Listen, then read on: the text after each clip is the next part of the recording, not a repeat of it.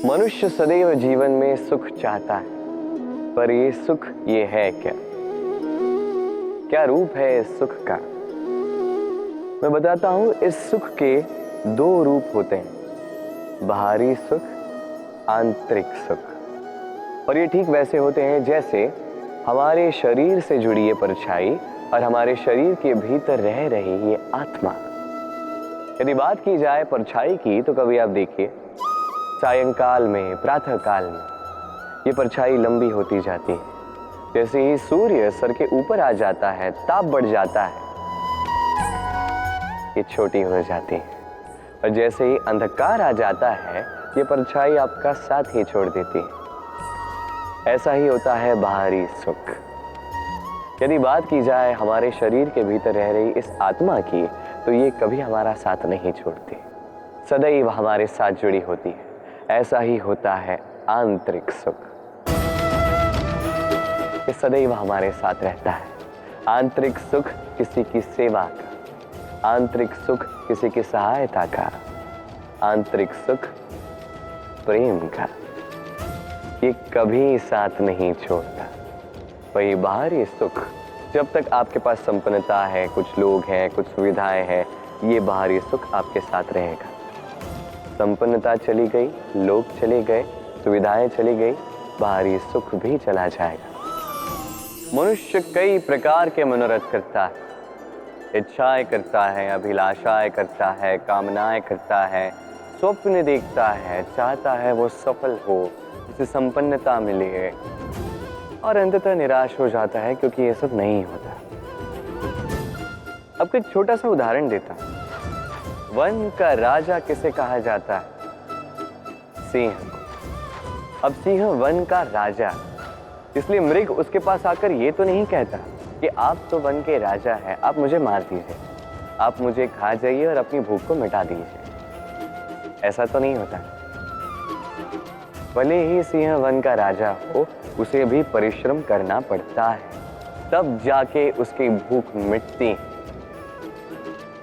ऐसे ही आपके सारे स्वप्न, आपकी सारी इच्छाएं, आपकी सारी अभिलाषाएं, सारी आकांक्षाएं पूर्ण होंगी, अवश्य होंगी, परिश्रम से,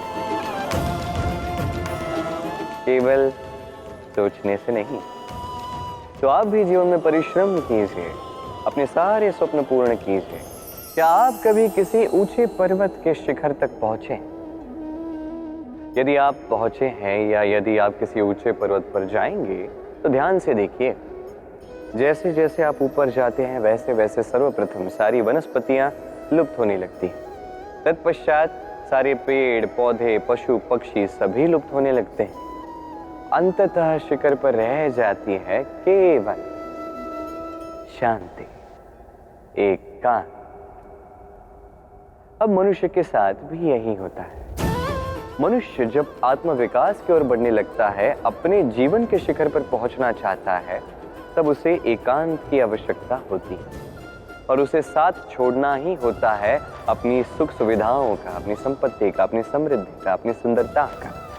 देखिए, जीवन के शिखर तक पहुंचना ये सरल तो नहीं है, अत्यंत दुर्गम मार्ग है ये। किंतु यदि आप वहां पहुंचना ही चाहते हैं, तो आपको त्याग की प्रवृत्ति जागृत करनी होगी। त्याग क्या है ये सीखना होगा, क्योंकि त्याग से ही मन में शांति आती है और इसी शांति से मन में उत्पन्न होता है प्रेम। और ये प्रेम ही तो है जीवन का अंतिम लक्ष्य। कभी कभी हम जीवन में सोचते हैं, वो व्यक्ति जो धर्म के पथ पर चलता है, यदि उससे कोई भूल हो जाती है तो नियति तुरंत ही उसे कठोर दंड दे देती। परंतु वो लोग जो संसार के बड़े से बड़े अधर्मी हैं, बुरे से बुरे कर्म करते हैं, उन्हें नियति अनेक अवसर देती है। उन पर नियति इतना कठोर प्रहार नहीं करती। ये सोच आती है कभी ना कभी मन में। अब सोचिए ऐसा क्यों है? देखिए, जीवन को अधिकतर लोग एक ही पहलू से देखते हैं, हर पहलू से देखना चाहिए। मुझे बताइए, क्या संसार में कोई भी अधर्मी प्रेरणा स्रोत बन सकता है? कदापि। जो व्यक्ति स्वयं की ही आत्मा को मलिन कर देता है, वो संसार को प्रेरणा क्या देगा? वो स्वयं ही समझ नहीं पाता उचित क्या है, धर्म क्या है, तो नियति उसे एक अवसर देती है समझने का उचित क्या है, धर्म क्या है। अवसर देती है विवेक जगाने का, अवसर देती है अपनी अंतरात्मा की पुकार सुनने का।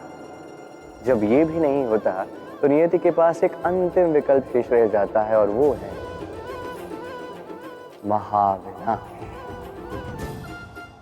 महाविनाश जो भले ही देरी से आए किंतु आता अवश्य है, और जब महाविनाश आता है तब महाविनाश की पीड़ा समस्त मनुष्य जीवन की पीड़ा से कहीं अधिक होती। ये बात सदैव स्मरण रखिए। अब दूसरा व्यक्ति जो धर्म के पथ पर चल रहा होता है, उससे यदि कोई भूल हो जाती है तो नियति उसकी परीक्षा लेती। उस समय मनुष्य को लगता है कि नियति ने उसे कठोर दंड दिया, पर समय के साथ हम सभी देखते हैं जब वो व्यक्ति उस परीक्षा में उत्तीर्ण हो जाता है, वो समस्त संसार के लिए प्रेरणा स्रोत बन जाता है। अर्थात नियति हर एक व्यक्ति को उसके कर्म का उचित फल देती है, उचित दंड भी देती है। अंतर है तो बस समय और आपकी सोच का। दुविधा। कई बार जीवन में हम उस मोड़ पे पहुंच जाते हैं जहां हम समझ नहीं पाते कि अब किस दिशा का चयन किया जाए।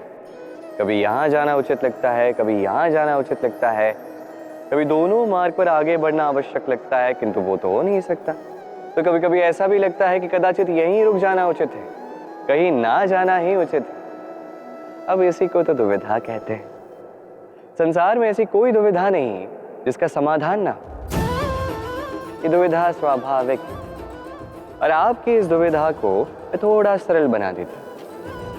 दुविधा में जब भी चयन करें तो ये सोच कर करें कि आपके इस चयन का इस संसार पर, इस समाज पर क्या प्रभाव पड़ेगा। अपनी लाभ और हानि के विषय में सोचना छोड़ दीजिए और कर्म कीजिए संसार के हित के लिए, आने वाली पीढ़ी के हित के लिए। सोचिए कि आपके इस कर्म से उनके जीवन का उद्धार कैसे होगा, क्योंकि यही विचार उचित विचार। देखिए, कई बार औषधि जो होती है वो कड़वी होती है, किंतु यही औषधि तो उपचार भी करती है ना। उसी प्रकार आपको भी इस दुविधा में कड़वे चयन करने पड़ सकते हैं, जो कठिन चयन होंगे, जो कठिन समय ला सकते हैं। किंतु यदि ये चयन धर्म संगत, यदि इसे संसार का हित होगा, तो यही चयन उचित चयन। ये ब्रह्मांड कितना बड़ा है ना, इसके समक्ष ये पृथ्वी भी मात्र एक बिंदु लगती।